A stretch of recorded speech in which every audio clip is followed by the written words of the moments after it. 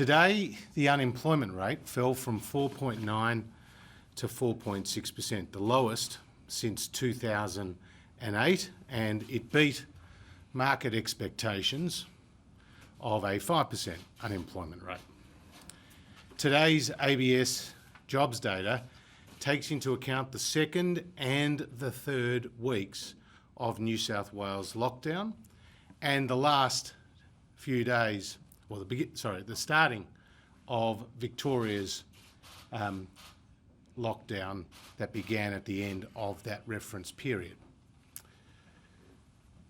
Normally, when the unemployment rate hit a 12-year low, it would be a cause for celebration, but not today, as millions of our fellow Australians are in lockdown, as lives have been lost, and as the economy has been hit hard.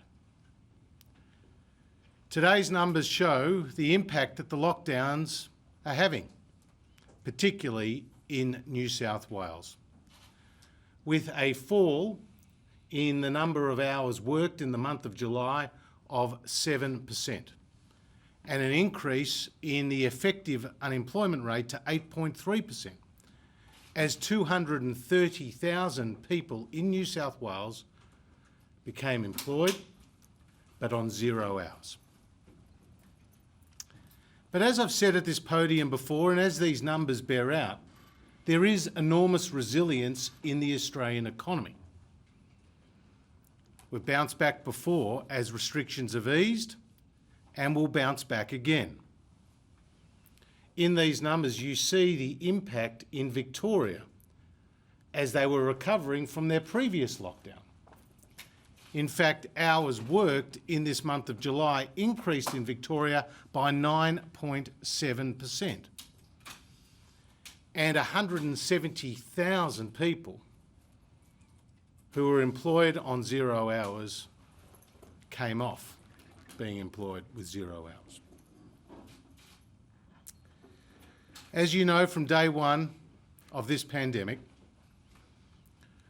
we have done everything in our power on both the economic and the health front to ensure that Australians come through this crisis, including providing significant economic support.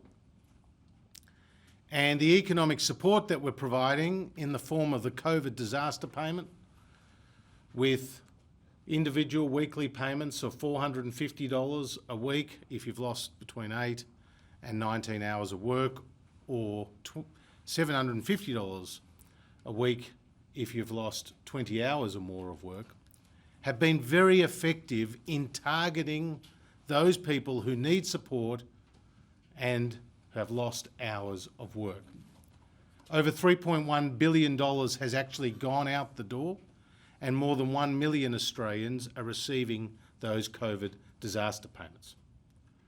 We've also entered into bilateral relationships on a 50-50 basis with state and territory governments to provide additional business support in the event that the lockdowns have impacted businesses in their state.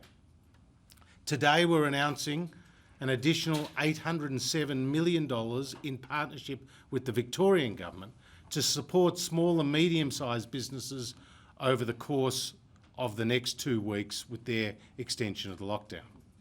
Payments between $2,800 and $20,000 will be made to businesses across the hospitality sector, the recreation sector, the tourism sector, and other affected sectors in that state. It builds on similar arrangements that we've put in place with other states to provide the business support. So this is a very difficult time for our country. This is a very challenging time for our economy.